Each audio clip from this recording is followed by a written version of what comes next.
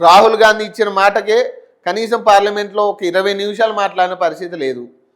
మరి ఏం చెప్పాలి? ఇంక ఇది కంక్లూడ్ అవుతుందని ఎక్కడ అనుకుంటాం? ఇప్పుడు ఆల్రెడీ రాష్ట్రపతి తెలంగాణలో ఉన్నారు. మరి ఆమెతోనైనా మాట్లాడి ముఖ్యమంత్రి అపాయింట్మెంట్ తీసుకుని మన రాష్ట్రానికి వచ్చినప్పుడైనా అపాయింట్మెంట్ తీసుకుని కనీసం వీటి మీద చర్చించి మీ దగ్గర ఒక లెటర్ పెండింగ్లో ఉంది, దానికి కొంచెం ఆమోదం తెలపండి అని మాట్లాడితే బాగుండేదేమో కదా. మరి రాష్ట్రానికి వచ్చినా మీరు పట్టించుకోరు. పోనీ మీరు ఢిల్లీకి వెళ్ళి ఏమన్నా రాష్ట్రపతి అపాయింట్మెంట్ కోరేమన్నా దాని మీద సన్నాహాలు చేస్తారంటే అది లేదు. మరి ఇక బీసీలు ఏ విధంగా మీరు 42% రిజర్వేషన్ ఇస్తామని నమ్ముతారు? ఒక పక్క అండగా అంటున్నారు, ఇప్పుడు బీజేపీ అండగా ఉంటానంటుంది, కాంగ్రెస్ పార్టీ అండగా ఉంటున్నట్టుంది. కానీ పార్లమెంట్లో మాత్రం అటు బీజేపీ మాట్లాడలేదు, ఇటు కాంగ్రెస్ మాట్లాడలేదు. ఏదేమంటే అనవసరమైన విషయాలకి చర్చ పెట్టారు, అనవసరమైన విషయాలకి నిరసనలు తెలిపారు. అవసరం లేని దానికి, ప్రజలతో సంబంధం లేని వాటికేమో మీరు నిరసనలు తెలుపుతూ ఉన్నారు. అసలు ప్రజల సమస్య మీదేమో మాట్లాడట్లేదు. అంటే ఇక్కడ అర్థం ఏంటి? ప్రజల అంశాలు మీకు అవసరం లేదు, కంప్లీట్గా ప్రజల సమస్యలు మీకు సంబంధం లేదు, అవసరం లేదు. ఇక మీరు ఎప్పుడు ఎన్నికలు వచ్చినా కూడా 42% ఇస్తారంటే బీసీలు మీకు ఓటేయాలి. ఇప్పుడు ఈ మున్సిపల్ ఎన్నికల్లో కానీ లేదా జెడ్పీటీసీ ఎంపీటీసీ ఎన్నికల్లో కూడా మళ్ళీ ఇప్పుడు ఏమంటున్నాడు? అసెంబ్లీ సమావేశాల్లో చర్చించాంటున్నారు. అసెంబ్లీ సమావేశాల్లో అసలు ఆ టాపిక్ వస్తుందా రాదా? మీరు నిజంగా 42% మీద మాట్లాడితే నిజంగా సక్రమంగా వెళ్తుందా అది? లేదా మళ్ళీ 10 మంది ఎమ్మెల్యేలు అనర్హత వేటి మీద చర్చ జరుగుతుందా? అసెంబ్లీ సమావేశాల్లో ఎవ్వరు కూడా దీన్ని పట్టించుకునేటోళ్ళు లేడు. అంత పెద్ద ఎత్తున నిరుద్యోగ సమస్య జరుగుతూ ఉంటే ప్రతిపక్ష నాయకుడు వచ్చి అసెంబ్లీలో మాట్లాడలే. అసలు రాష్ట్ర ప్రభుత్వ ముఖ్యమంత్రి మాట్లాడలేదు కదా.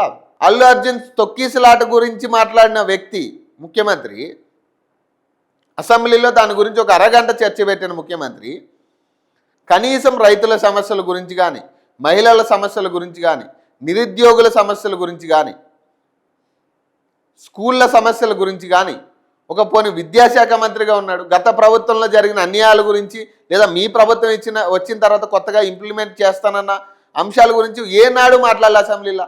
ఇంతగానం ఫుడ్ పాయిజన్లు అవుతూ ఉన్నాయి, విద్యార్థులు రోడ్లెక్కి కొట్లాడుతూ అంత పెద్ద ఉద్యమం జరుగుతున్న టైంలోనే మీరు మాట్లాడలే. మరి ఇప్పుడు ఎట్లా నమ్మాలి? మీరు నిజంగా డెసిజన్ ఏం తీసుకుంటారు? అప్పుడు మళ్ళీ ఇంకొక కొత్త జీవో తీసుకొచ్చి ఇక 42% కావట్లేదు, మా వల్ల కావట్లేదు, మేము పార్టీ పరంగా ఇవ్వడానికి సిద్ధంగా ఉన్నాం అంటారు. ఇప్పుడు అంతా మించి మీరు చెప్పేది ఏముండదు అసెంబ్లీలో. సో దీన్ని మళ్ళీ ప్రతిపక్షాలు ఏమంటాయి? లేదు లేదు దీన్ని ఒప్పుకో, మీరు రాజ్యాంగబద్ధంగా చేయాలంటారు. రాజ్యాంగబద్ధంగా చేయాలంటే ఏంటి? కులగణన జరగాలి, 9 షెడ్యూల్లో పెట్టాలి. ఇదంతా తతంగా మూసేసరికి అసలు మీ పార్టీ ఉంటుందా ఊడుతుందా అనేది నమ్మకం లేదు. మీరు పార్టీ పరంగా ఇస్తానంటే వద్దంటున్నారనే కదా. ఇప్పుడు ఇంతగానం చర్చ దేనికి జరుగుతూ ఉంది? ఇంతగానం నిరసనలు ఎందుకు జరుగుతూ ఉన్నాయి? పార్టీ పరంగా మాకు వద్దంటున్నారు వాళ్ళు. మాకు రాజ్యాంగబద్ధంగా ఇవ్వండి, ఒక జీవోని తీసుకురండి, 42%కి మాకు బీసీలకి 42% అవకాశాలు విద్యా ఉద్యోగంలో కూడా కావాలి, కల్పించండి అంటున్నారు. కేవలం రాజకీయంలోనే కాదు, విద్య వైద్యం ఉద్యోగంలో కూడా మాకు 42% కావాలంటున్నారు. ఇది పంచాయతీరాజ్ శాఖ అధికారులు ఇప్పటికే ఎంపీటీసీల విభజనను పూర్తి చేశారు. దానికి అనుగుణంగా ఎన్నికల సంఘం ఓటరు జాబితాను, పోలింగ్ కేంద్రాల జాబితాను సిద్ధం చేసింది. కానీ వీటికంటే ముందు ప్రభుత్వ సర్పంచ్ ఎన్నికలను నిర్వహించింది. సర్పంచ్ ఎన్నికలు ముగియడంతో గ్రామీణ ప్రాంతం నాయకులందరూ ఎంపీటీసీ ఎన్నికల్లో పోటీకి ఉత్సాహంగా ఉన్నారు. ఎంపీటీసీ జెడ్పీటీసీ ఎన్నికలు ప్రత్యక్షంగా ప్రజల ఓట్ల ద్వారా జరుగుతాయి. అదే సమయంలో పార్టీ పరంగా పార్టీ గుర్తులపై జరిగే ఎన్నికలు అయినందున ఎవరికి ఎన్ని ఓట్లు సీట్లు వచ్చాయని ఓటర్లు క్షుణ్ణంగా పరిశీలించే అవకాశం ఉంది. వీరి ఎన్నిక తరువాత పరోక్ష ఎన్నిక విధానంలో ఎంపీపీ జెడ్పీ చైర్మన్ల ఎన్నికలు జరుగుతాయి.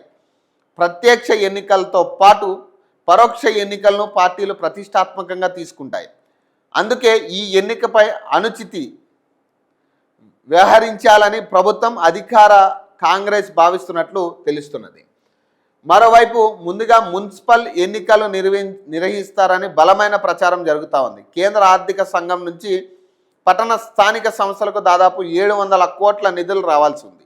వీటిని సాధించుకోవాలంటే వచ్చే మార్చిలోగా ఎన్నికలు నిర్వహించాలని ఉంది. మరి ఈ ఏడాది జనవరిలో మరి దీనికి సంబంధించి ఏమన్నా నోటిఫికేషన్ వస్తుందా? ఇప్పుడు పంచాయతీ ఎన్నికల్లో కూడా ఇదే చెప్పారు, 3,000 కోట్ల పెండింగ్ ఉన్నాయి, అర్జెంటుగా పెట్టాలి. లేదు బీసీల రిజర్వేషన్కి మరి తర్వాత విషయం, మరి పంచాయతీలకు రావాల్సిన 3,000 కోట్లు ఆగిపోయినాయి కదా, ముందు వాటి కోసమైనా మనం ఎన్నికలు పెట్టాలి, తొందరగా పెట్టాలని చెప్పి పంచాయతీ ఎన్నికలు పెట్టారు. ఇప్పుడు మళ్ళీ మున్సిపల్ ఎన్నికల విషయంలో ఏం చెప్తా ఉన్నారు, 700 కోట్లు బాకీ ఉంది, పెండింగ్ ఉండిపోయినాయి, అర్జెంటుగా దాన్ని ఎన్నికలు పెట్టాలి, ఖచ్చితంగా మార్చిలోగా ఎన్నికలు పెట్టాలి. కాబట్టి మరి ఈలోగా ఫిబ్రవరిలోనో జనవరిలోనో నోటిఫికేషన్ ఇచ్చి ఎన్నికలకు వెళ్ళిపోవాలనేది. ఇంత హడావడి దేనికి? ఇంతగానం చర్చ, ఒక అంశం మీద ఇంతగానం చర్చ జరుగుతున్నప్పుడు అఖిల పక్షాలతో ఒక సమావేశం ఏర్పాటు చేసుకుని, కనీసం కీలక నేతలతో ఒక సమావేశం ఏర్పాటు చేసుకుని అసలు మీ ఇబ్బంది ఏంది, ఆ మ్యాప్లో మీకు వచ్చిన ఇబ్బంది ఏంటి, ఏం చేయాలి, ఏం మార్పులు చేయాలి, ఒకసారి డిస్కస్ చేయండి, అయిపోతుంది కదా. అసలు వాళ్ళ సమస్యలు మీరు వినరు, మీరు చెప్పేది వాళ్ళు వినరు. మరి ఇట్లయితే ఎట్లా? ప్రజలు ఎటొచ్చి నాయకులు బాగానే ఉన్నారు కదా, ప్రజలు కదా నాశనం అయిపోయేది, ప్రజలు కదా ఇబ్బంది పడేది. మీరు కొట్టుకున్నట్లేదు, ఇది ప్రజలు ఇబ్బందులు పెట్టి ఇంతగానం చేయాల్సిన అవసరం ఏముంది? ఇంకోటి చూపిస్తా. ఈ పంచాయతీ ఎన్నికల విషయంలో గెలిచిన కొంతమంది సర్పంచులు అత్యుత్సాహంగా పైసలు ఎక్కువైపోయి, కొవ్వు ఎక్కువై కొంతమంది ఖర్చు పెట్టి గెలిచిరు కదా, వీళ్ళ పరిస్థితి ఎట్లా ఉందంటే, ఎవరైతే ఇప్పుడు సర్పంచ్గా గెలిచిన వ్యక్తి ఎవరైతే ఉన్నాడో, మహబూబాద్ జిల్లా మూసాపేట మండలం వేముల గ్రామంలో సర్పంచ్ ఎన్నికల తర్వాత వీళ్ళందరూ ఒక ప్రోగ్రాం పెట్టుకున్నారు. గెలిచిన ఎమ్మెల్యేకి గెలిచిన సర్పంచ్కి సన్మాన ప్రోగ్రాం పెట్టుకుని ఊరందరినీ పోజేసి ఇక మంచి ఆటపాట కార్యక్రమాలు, స్పీచ్లు చేస్తుంటే, ఇక అందులో ఒక వ్యక్తి ఒక మహిళని అత్యాచారం చేసిండు. ఆడకు వచ్చిన మహిళని రైతు వేదిక దగ్గర ఒకడు కాదు, మరి ఎంతమంది అనేది తెలియదు, కానీ ఎంత ఘోరమైన సిచ్యువేషన్ ఇది. ఆ సౌండ్స్కి కనీసం ఆమె కేకలు కూడా వినపడలేదంట. చూడు, సర్పంచ్గా గెలిచి సంబరాల్లో యువతిపై అత్యాచారం అంట, యువత మృతి, గ్యాంగ్ రేప్ జరిగినట్లు అనుమానం అంట. మహబూబాద్ నగర్ జిల్లా మూసాపేట మండలం వేముల గ్రామంలో బుధవారం రాత్రి సర్పంచ్ ఎన్నికల విజయోత్సవాలు జరుగుతుండగా రైతు వేదిక వద్దకు యువతి 22 సంవత్సరాలంట తీసుకెళ్లి అత్యాచారం చేసిన విష్ణు అనే యువకుడంట. ఎవడి విష్ణు? ఎవరికి సంబంధించిన వ్యక్తిడు? మరి ఇవి కూడా రాయాలి కంపల్సరీ. ఆ విష్ణు అనేటోడు ఎవడు అనేది కూడా రాయాలి కదా. యువతి తీవ్ర రక్తస్రావంపై స్పృహ కోల్పోవడంతో ఎన్నికల విజయోత్సవాల సందర్భంగా ఏర్పాటు చేసిన సౌండ్తో రైతు వేదిక వద్ద మీ అమ్మాయి కుప్పకూలిపోయిందని కట్టుకథను అల్లి యువతి తల్లికి సమాచారం ఇచ్చిన విష్ణు, మరి ఆడే మళ్ళీ రైతు వేదిక దగ్గరికి వెళ్ళి మీ అమ్మాయి ఆడ కుప్పకూలిపోయి పడిపోయి ఉంది చూడండి అని చెప్పి తల్లికి ఇన్ఫర్మేషన్ పాస్ చేసిండు మైక్ ద్వారా. యువతిని స్థానికంగా ఉన్న ఆర్ఎంపీ డాక్టర్ వద్దకు తీసుకెళ్లి అక్కడి నుంచి ప్రభుత్వ ఆసుపత్రికి తీసుకెళ్లిన యువతి తల్లి అలాగే యువకుడు. అప్పటికే యువతి మరణించినట్లు వైద్యులు తెలపడంతో తిరిగి మృతదేహాన్ని రైతు వేదిక వద్దకు తెచ్చిన వీరు ఉదయం గ్రామస్తులు అక్కడకు వెళ్ళి చూడగా సంఘటన స్థలంలో ఉన్న ఆనవాళ్లు రక్తస్రావమైన దుస్తులు కనిపించడంతో ఒకరికన్నా ఎక్కువ మంది అత్యాచారానికి ఒడిగట్టారని అనుమానాలు ఉన్నాయి. కుటుంబ సభ్యుల ఫిర్యాదు మేరకు యువకుడిని అదుపులోకి తీసుకొని విచారిస్తున్న పోలీసులు. ఇది మనం ఎన్నుకున్న పైసలు పంచిపెట్టిండు, బీర్లు బిర్యానీలు ఇచ్చిండు, చికెన్ పంపించిండు, నెల రోజులు చికెన్ పంపించిండు, గోల్డ్ కాయిన్లు ఇచ్చాడు, వెండి గ్లాసులు ఇచ్చాడు, ఇట్లాను ఓట్లు వేస్తే ఇట్లానే తయారవుతుంది రోజు. మరి ఆ యువతి చావుకి కారణమైన వాడిని ఏం చేయాలి? మరి ఇప్పుడు కొత్తగా సర్పంచ్గా ఎన్నికైన వాడిని కూడా ముందు అరెస్ట్ చేయండి, వాడంటతోనే చేసి ఉండాలి. ఇది సీఎం రేవంత్ రెడ్డి మీటింగ్ అంట 22 లేదా 23న నిర్వహించే అవకాశం. రాజకీయ అంశాలతో పాటు ఎంపీటీసీ, జెడ్పీటీసీ, మున్సిపల్ ఎన్నికలపై సమాలోచన అంట. ఏముంటదిగా మంత్రులు ఇప్పుడు ఈ మధ్యకాలంలో జరిగింది కదా మంత్రుల మార్పిడి, ఈ అంశం మీద చర్చ ఉండే పరిస్థితి ఉంటుంది. ఇక రాజకీయ అంశాల ప్రధానంగా చర్చ. ఎంపీటీసీ జెడ్పీటీసీ మున్సిపల్ ఎన్నికలపై సమాలోచన. సర్పంచ్ ఎన్నికల తప్పొప్పులపై ఆరా. ఫోన్ ట్యాపింగ్ కేసు పురోగతి. ఈ నెల 22 లేదా 23న సీఎం రేవంత్ రెడ్డి అధ్యక్షతన మంత్రులతో సమావేశం నిర్వహించే యోచనలో ఉన్నట్లు తెలుస్తున్నది. శీతాకాల విడిది కోసం హైదరాబాద్కు వచ్చిన రాష్ట్రపతి ద్రౌపది ముర్ము 22న సాయంత్రం ఢిల్లీకి వెళ్ళనున్నారు. వీలైతే అదే రోజు ఉదయం లేదా తెల్లారి లంచ్ మీటింగ్ నిర్వహించాలని సీఎం భావిస్తున్నట్లు సమాచారం అట. ఈ భేటీలో పూర్తిగా రాజకీయ అంశాలను ఎజెండాగా ఖరారు చేస్తున్నట్లు తెలిసింది. ఎంపీటీసీ జెడ్పీటీసీ మున్సిపల్ ఎన్నికలపై మంత్రుల అభిప్రాయాలు తీసుకునే అవకాశం ఉంది. సర్పంచ్ ఎన్నికల్లో మెజార్టీ గ్రామాల్లో కాంగ్రెస్ పార్టీ గెలిచింది. దీంతో రూరల్ ఏరియాలో కాంగ్రెస్ పార్టీకి పాజిటివ్ వాతావరణం ఉందని తేలింది. ఇదే సమయంలో అర్బన్ ప్రాంతంలో సైతం వెంటనే ఎన్నికలు నిర్వహిస్తే సానుకూల ఫలితాలు వస్తాయని టాక్ ఉంది. అందుకని వెంటనే మున్సిపల్ ఎన్నికలు నిర్వహిస్తే ఎలా ఉంటుందనే అంశంపై మంత్రుల నుంచి అభిప్రాయాలు తీసుకునే ఛాన్స్ ఉంది. అలాగే కొన్ని అసెంబ్లీ సెగ్మెంట్లో ఆశించిన స్థాయిలో కాంగ్రెస్ మద్దతుదారులు సర్పంచులుగా గెలవలేదు. దీంతో ఆ నియోజకవర్గాల్లో పార్టీ బలోపేతం కోసం తీసుకోవాల్సిన చర్యల గురించి సీఎం దిశానిర్దేశం చేయనున్నారు. ఇక్కడ ఒకటే, ఈ మీటింగ్ బేసిక్గా ఈ పైన ఈ 100 చెప్తారు, పైన 100 రకాలు చెప్తారు. మొత్తం ఈ దీనికి ఆపోజిట్గా జరుగుతుంది. ఏడైతే పంచాయతీలు గెలిచిరో నెక్స్ట్ తేవాల్సింది ఏంది, 3000 కోట్లు తెచ్చుకోవాలి. ఇప్పుడు సర్పంచ్ ఎన్నికలు పెట్టేసారు. ఇప్పుడు తేవాల్సింది ఏంటి, నిధులు. 3000 కోట్లు ఎట్లా తెచ్చుకోవాలి,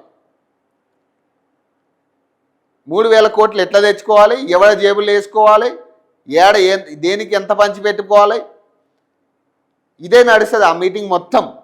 అంత మించి ఇంకేముండదు. అంత ప్రజల గురించి ఆలోచించే పరిస్థితి లేదు ఈ ప్రభుత్వంలో. నేను చెప్తున్నా, గత ప్రభుత్వం అట్లానే ఏడ్చింది, ఈ ప్రభుత్వం అట్లానే ఏడ్చింది. అసలు ప్రజల గురించి ఆలోచించే ప్రసక్తే ఉండదు ఇక్కడ. ఏదైనా స్వతహాగా వాళ్ళకి ఏంటి, ఈ మధ్యకాలంలో కొంతమంది మంత్రుల మీద వస్తున్న అపోహలు, మంత్రివర్గ మార్పులు ఉంటున్నాయి అని ఏదైతే అంటున్నారో, మంత్రివర్గ ప్రక్షాళన ఉండబోతుందని, వీటి మీద మొత్తం మంత్రులందరూ ఇప్పుడు ముఖ్యమంత్రితో మాట్లాడతారనమాట. ఏంటి మా పేర్లు వస్తున్నాయి, మమ్మల్ని తీసేస్తున్నారా, మమ్మల్ని తీసేస్తే మేము మళ్ళీ ఢిల్లీకి పోయి మళ్ళీ మేము లాబింగ్ చేసుకుంటాం, ఇట్లా కాదు, ఇక మమ్మల్ని తీసేటట్టయితే ముందే చెప్పండి అని మంత్రులు చెప్తారు. ఇక ఈ ఎంపీల విషయంలో ఎంపీలు అయితే ఇక ఆడ నోరే విప్పలేదు కదా అసెంబ్లీలో, పార్లమెంట్లో.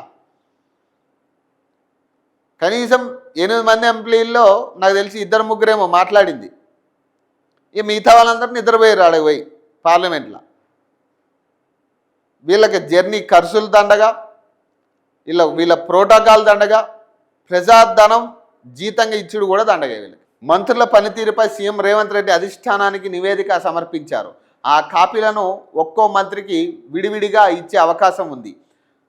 కొందరు మంత్రులు తమ పరిధిలోని శాఖల్లో ఆశించిన స్థాయిలో పనిచేయడం లేదని విమర్శలు ఉన్నాయి. మరికొందరు మంత్రులు జిల్లాలో ముఠా తగాదాలను ఎంకరేజ్ చేస్తున్నారని ఆరోపణలు. ఎంకరేజ్ చేస్తున్న ఆరోపణలు కాదు, కన్ఫర్మ్. అది భూ కబ్జాలు, సెటిల్మెంట్లు, మర్డర్లు, ఈ అవసరమైతే మిగతావి కూడా ఉన్నాయి. కన్ఫర్మ్ అది ఆరోపణ కాదు, అది కన్ఫామ్గా జరుగుతుంది. ఏ శాఖకు సంబంధించిన వాళ్ళు ఆ శాఖ పనులు చూసుకోవట్లే. ఏమంటారు, కింద స్థాయి నాయకులు మొత్తం సెటిల్మెంట్లు దందాలు చేసి పట్టుకొచ్చి పైసలు మంత్రులకి ఇవ్వాలా, కమిషన్లు ఇవ్వాలా, కమిషన్లు వసూలు చేయాలా. ఇంత దందా జరుగుతుంది కింద. అబ్బో 2 సంవత్సరాలు అయిపోయింది, 2 సంవత్సరాలు దాటిపోయింది. ఇక మనం చేసేది ఏం లేదు, సంపాదించాల్సిన వాళ్ళు సంపాదించారు. ప్రజలేమో అప్పుల్లో కూరుకుపోతూ ఉంటారు, ప్రభుత్వం అప్పుల్లో కూరుకుపోతూ ఉంటుంది, వీళ్ళ ఆస్తులు మాత్రం పెరుగుతాయి. అదేందో నాకు అర్థం కావట్లేదు, ఏం విచిత్రమో నాకు అర్థం కావట్లేదు. ప్రజలేమో అప్పుల్లో కూరుకుపోతూ ఉంటారు, ప్రభుత్వం అప్పుల్లో ఉంటుంది, కానీ వీళ్ళ ఆస్తులు మాత్రం ఎట్లా పెరుగుతాయో అర్థం కాని. ఇప్పుడు వీళ్ళ ఆస్తులు ఎట్లా, ఇప్పుడు ముఖ్యమంత్రిగా ప్రమాణ స్వీకారం ముందు వరకు ఒక ఆస్తి ఉంటుంది. ఇప్పుడు ఒక 500 కోట్ల ఆస్తులతో వాడు ప్రమాణ స్వీకారం చేస్తే దిగిపోయేసరికి 1,00,000 కోట్లు ఉంటుంది వాడి ఆస్తి. ఎట్లా అయితే 1,00,000 కోట్లు? అంత ఈజీయా? అంటే 3,00,000 జీతంతో 3.5 లక్షల జీతం నాకు తెలిసి ముఖ్యమంత్రికి 3.5 లక్షల జీతంతో 1,00,000 కోట్లు సంపాదించవచ్చా 5 ఏళ్ళలా? మరి ఎట్లా? ఒక ఎమ్మెల్యేకి ఉంటుంది కదా 1,000 కోట్లు 2,000 కోట్ల ఆస్తులు ఒక ఎమ్మెల్యే చేస్తున్నాడు ఈజీగా. ఎట్లా వస్తున్నాయి వీళ్ళ ఆస్తులు, ఎట్లా పెరుగుతున్నాయి? తెలంగాణ ఆర్థిక పరిస్థితి బాగాలేదని ముఖ్యమంత్రి గారు చెప్తున్నారు. ఓపెన్గా చెప్పిండు ఆయన. తెలంగాణ ఆర్థిక పరిస్థితి చాలా డౌన్లో ఉంది, జీతాలు ఇవ్వలేని పరిస్థితి, పథకాలు ఇవ్వలేని పరిస్థితి అని చెప్తా ఉన్నాడు. పోనీ వాస్తవమే అనుకుందాం, ప్రజలకు ఏ పథకం అందట్లేదు, ప్రభుత్వం నుంచి ఏ సపోర్టు లేదు. మరి వీళ్ళ ఆస్తులు ఎట్లా పెరుగుతున్నాయి? మంత్రుల ఆస్తులు, ఎమ్మెల్యే ఆస్తులు, ఎంపీల ఆస్తులు ఎట్లా పెరుగుతున్నాయి? ఈవెన్ ఇప్పుడు సర్పంచ్గా గెలిచిన వాడు కూడా కోట్లలో ఖర్చు పెట్టిండు కదా. మరి వాడు రేపు ఎంత సంపాదించాలని దిగినాడు వాడు సర్పంచ్గా? అంటే కొందరు మంత్రులను సున్నితంగా హెచ్చరించే అవకాశం ఉందని సమాచారం. సున్నితంగా ఏంది? ప్రజల్ని పీకు తింటున్న వాళ్ళని సున్నితంగా హెచ్చరించడేంది? అంటే మీ సీటుకి ఎదురవుతుంది కదా. ఇప్పుడు ఎవరినైనా కనీసం మంత్రి పదవి నుంచి తప్పించాలంటే ఇప్పుడు పెద్ద టాస్క్ ఏంటంటే ముఖ్యమంత్రికి ఎవడైనా చక్కగా పని చేయట్లేదంటే వాడిని తప్పించాలంటే ఇప్పుడు పెద్ద గండ ఉంది. ఇప్పుడు సీటు గండ ఉంది ముఖ్యమంత్రికి. ఇప్పుడు ఒక్క మంత్రిని తప్పించాలంటే ఇక అందరూ మంత్రులు ఒకటవుతారు, ముందు సీఎంనే మారుస్తారు. ఇప్పుడు అంత పవర్ ఉంది ఇప్పుడు మంత్రులకి. ముఖ్యమంత్రికి లేదా పవర్? ఇంతకి మంత్రులకే ఉంది అంత పవర్ తెలుసా? ముఖ్యమంత్రిని మార్చే అంత పవరు మంత్రులకు ఉంది ఈరోజు. అదే భయం ఈరోజు గట్టిగా చెప్పలేడు మంత్రులకి. ఇక వాళ్ళు తప్పు చేస్తుంటేనేమో ఆపలేడు, ఎలా అయినా బ్యాగులు మోయాల్సిందే. మరి కమిషన్లు ఏడకెళ్ళి వస్తే వాళ్ళు పని చేస్తేనే కదా. ఇప్పుడు ఏ మంత్రినైనా ఏమైనా అందామంటేనేమో వాడు పోయి ఢిల్లీలో నా గురించి ఏం చెప్తాడన్న భయం. ఇట్లా ఉంది పంచాయతీ. ఇప్పుడు ముఖ్యమంత్రికే పాపం భద్రత లేని పరిస్థితి, ముఖ్యమంత్రి సీటుకే భద్రత లేని పరిస్థితి. ఇప్పుడు మరోవైపు మంత్రుల సేకరణను మార్పుపై సంకేతాలు ఇచ్చే అవకాశం ఉందని తెలిసింది. ఇది అందరికీ తెలిసిన విషయం. మార్చాల్సిందే, మంత్రుల్ని మార్చడం అయితే ఉంటుంది, అది ఎవరెవరిని మారుస్తారనేది తెలియదు. పాపం నిన్న కూడా చాలామంది ఎమ్మెల్యేలు కంప్లైంట్ ఇచ్చారు కదా మంత్రుల మీద. కనీసం మాకు అపాయింట్మెంట్ ఇవ్వట్లే, ఫోన్లు ఎత్తట్లే, కనీసం మేము వెళ్తేనేమో గంటలు వెయిట్ చేపిస్తూ ఉన్నారు, మా పనులు చేయట్లేదు, అప్పటికి కూడా సీనియర్లు పట్టించుకోవట్లేదు. నిన్న పాపం కంప్లైంట్ ఇచ్చారు కదా, దాని మీద కూడా మాట్లాడతారేమో. ఫోన్ ట్యాపింగ్ కేసులో ఆసక్తికర ఘటనలంట. ఫోన్ ట్యాపింగ్ కేసుపై సిటీ కమిషనర్ సజ్జనార్ చీఫ్గా సిట్ ఏర్పాటు చేశారు. అలాగే ప్రభాకర్ రావు కస్టడీని వారం రోజుల పాటు పొడిగించేందుకు సుప్రీంకోర్టు అనుమతి ఇచ్చింది. దీంతో ఈ కేసులో కీలక పరిణామాలు జరిగే అవకాశం ఉందని ప్రచారం జరుగుతుంది. ఈ నేపథ్యంలో తలెత్తే రాజకీయ పరిణామాలపై కేబినెట్లో ప్రస్తావనకు వచ్చే ఛాన్స్ ఉందని తెలిసింది. మరోవైపు సర్పంచ్ ఎన్నికల్లో ఏ మంత్రి తన సొంత జిల్లా, నియోజకవర్గం, ఊరిలో కాంగ్రెస్ బలపరిచిన అభ్యర్థులు గెలిచారా లేదా, ఎంత స్థానాలు ఏకగ్రీవం అయ్యాయి, బీఆర్ఎస్ బీజేపీ బలపరిచిన అభ్యర్థులు ఎన్ని గ్రామాల్లో గెలుపొందారు అనే వివరాలను సీఎం సేకరించే పనిలో నిమగ్నమయ్యారు. ఈ వివరాలన్నిటినీ మంత్రుల సమావేశంలో వీటిని ఉంచి ప్రశ్నించనున్నట్లు సమాచారం అంట. ఈ నెల చివరన అసెంబ్లీ సమావేశాలంట. మంత్రుల సమావేశంలో అసెంబ్లీ శీతాకాల సమావేశాల నిర్వహణపై నిర్ణయం తీసుకునే అవకాశం ఉంది. ఈ నెల 28, 29, 30 తేదీల్లో 2 రోజులు లేదా 3 రోజుల పాటు అసెంబ్లీ నిర్వహించనున్నట్లు సమాచారం. బీసీలకు 42% రిజర్వేషన్లు ఇస్తూ ప్రభుత్వం జారీ చేసిన జీవోను కోర్టు కొట్టివేయడంతో ఎంపీడీసీ, జెడ్పీడీసీ, మున్సిపల్ ఎన్నికల్లో పార్టీ పరంగా 42% రిజర్వేషన్లు ఇవ్వాలని సీఎం రేవంత్ అప్పీల్ చేయనున్నారు. అలాగే 2 ఏళ్ల కాంగ్రెస్ పాలనతో సర్కార్ సాధించిన విజయాలపై ప్రత్యేక చర్చించే అవకాశం ఉందంట. ఔటర్ రింగ్ రోడ్ పరిధిలోని మున్సిపాలిటీలను జిహెచ్ఎంసీలో కలుపుతూ ప్రభుత్వం జారీ చేసిన ఆర్డినెన్స్ను సభలో ప్రవేశపెట్టనున్నారు. 21న బీఆర్ఎస్ ఎల్పీ రాష్ట్ర కార్యవర్గ సమావేశాన్ని కేసీఆర్ నిర్వహించనున్నారు. అందులో ఇరిగేషన్ విషయంలో ప్రభుత్వంపై విమర్శలు చేసే అవకాశం ఉంది. దీనికి కౌంటర్ ఇచ్చేందుకు సైతం కేబినెట్ ప్లాన్ చేయనున్నది. ఇరిగేషన్పై అసెంబ్లీలో మాట్లాడతామని, ఇందుకు కేసీఆర్ హాజరు కావాలని స్పష్టం చేసే అవకాశాలు ఉన్నాయంట. కేసీఆర్ ఆయన రాడు, అసెంబ్లీకి రాడు, ఇక వదిలేసేయండి ఆయన. ప్రజలు కూడా మర్చిపోయారు కేసీఆర్ని. ఇప్పుడు నిజంగా కేసీఆర్ వచ్చి పోటీ చేసినా గెలిచే పరిస్థితి లేడు ఈరోజు. ప్రజలు మర్చిపోయారు కేసీఆర్ని. కనీసం ఏ సమస్య మీద మాట్లాడినప్పుడు ఇప్పుడు అసెంబ్లీకి రమ్మంటే ఎట్లా వస్తాడు ఆయన? ఇప్పుడు మీరేం చెప్తారు? మేము రమ్మన్నాం, ఆయన రాలేదు, చర్చించడానికి మేము సిద్ధంగా ఉన్నాం, జవాబు చెప్పడానికి మేము సిద్ధంగా ఉన్నాం అంటారు. వాళ్ళేమో మీది కేసీఆర్ స్థాయి కాదని వాళ్ళు అంటారు.